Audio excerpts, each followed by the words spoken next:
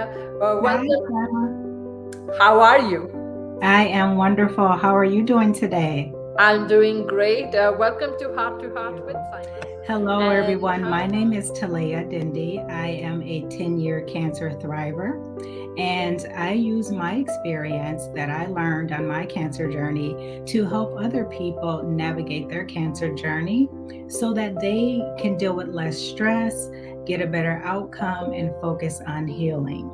As Saima mentioned, I am the founder of On the Other Side, which is a cancer support service. And my primary focus is to help people that have been diagnosed with cancer, but I also support survivors as well as caregivers. What happened? When did you get diagnosed? How? What? Your journey? Share more with us. Absolutely. So in 2011, out of the blue, and I say out of the blue because I was really healthy prior to my diagnosis. You know, I had never had a broken bone, spent a night in the hospital, anything like that. So I had gotten this diagnosis in 2011 of Hodgkin's lymphoma. I received my diagnosis on the way home on a Friday from work. So, of course, I was taken aback, pretty much knocked off my feet when I heard those words, "You have cancer." So, I pulled over to TJ Maxx, which happened to be on the route to going home. And I pulled over because I was just in a state of shock. And I was really just trying to process what I had heard. So I How walked was that? around. Sorry, I'm interrupting you, but how did you receive that? Did you go for a routine checkup? What was it? You were feeling some symptoms, and you went for a checkup. What happened? So let's take a step back. So Yeah. in 2010, I had Mhm. went for an annual exam, an annual physical. And at that time, I had told my primary care doctor, I said, I'm concerned. There's this small lump on my neck that's been there for a few weeks. It hasn't gone away. And she was aware that I had been exercising quite a bit. So she said, "Oh, it's probably a pulled muscle. Don't worry about that." And so, Saima, I had a feeling that something wasn't right. And usually, when you have the feeling that something isn't right. And Intuition, right? yes, absolutely. And so I had gotten a new doctor because, as I mentioned, I just didn't feel comfortable with the way that she had blown me off. So the following year, I got a new doctor and I pointed it out to my new doctor.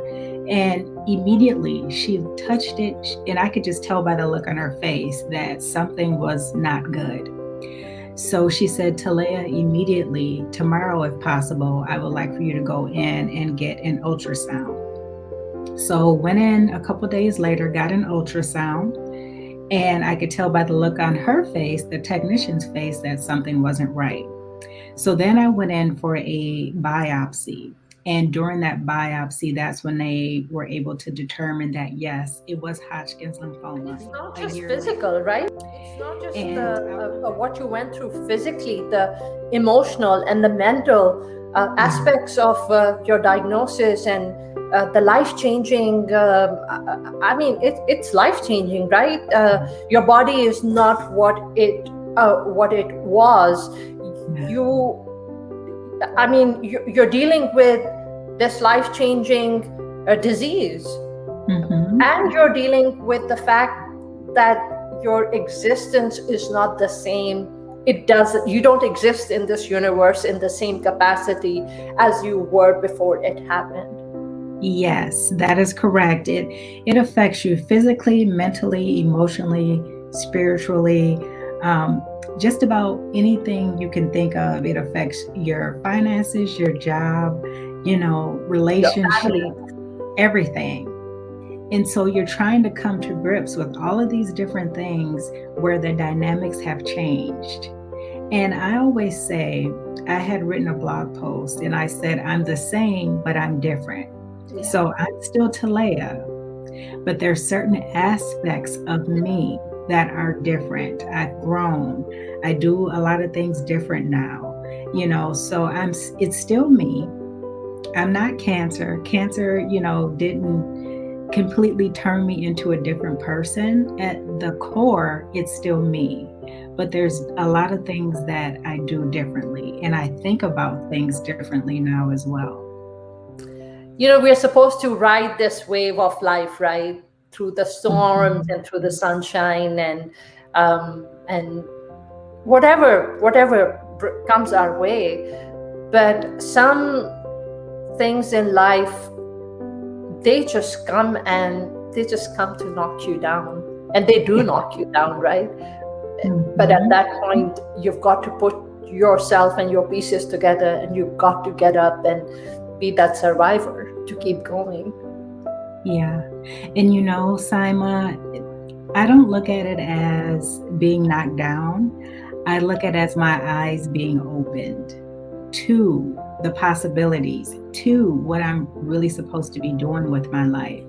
Because, when I was diagnosed, Yeah. I was on this career trajectory. So, I wanted to climb that corporate ladder. However, I wasn't really happy with what I Yeah. was doing. I was doing what I was supposed to be doing, not really what I wanted to do. What And it wasn't is that? What is that one advice you will give people that you feel is life changing?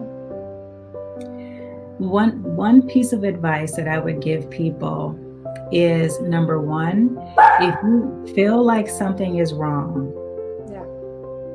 if you feel a lump, if you feel extra tired, anything out of the norm that's going on with your body, don't hesitate to go to the doctor. And if you go in and they tell you, "Oh, it's nothing," go find another doctor. And you keep going and you keep talking to doctors and seeing doctors until you get an answer, because you are the expert on you. That is the first thing that I tell the people that I work with and support. You are the expert on you.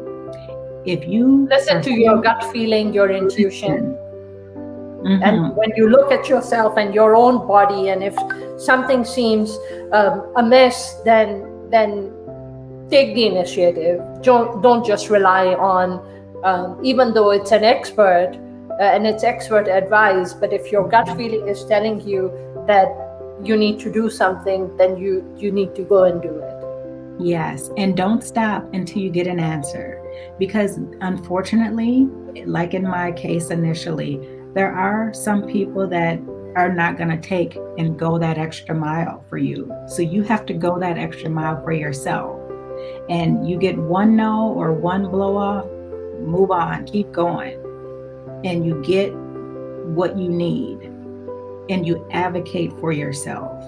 And so that's one of the things I think is so important, is advocating for yourself. No, you don't have a doctor's degree, but that doctor doesn't feel what you're feeling, and Yeah. so you speak up for yourself, and you make sure that you're getting what you need and what you deserve in your community. Any last words, parting words, Talia? Yes, I just want to thank you all for listening. Saima, thank you for having me on your platform. And I just want to encourage people, if you know someone that is struggling on their cancer journey, make sure you tell them about me.